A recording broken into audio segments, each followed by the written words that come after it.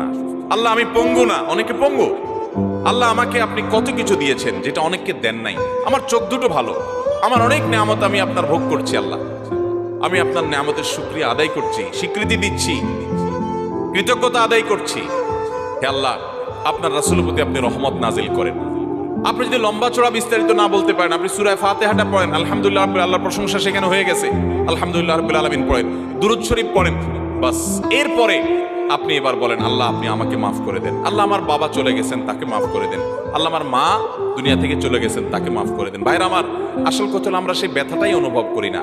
আপনার মৃত আত্মীয় স্বজনের জন্য যদি আপনার সেই ফিলিংস কাজ করতো, তো চোখের পানি ফেল ফেল ফেল করে আসতো।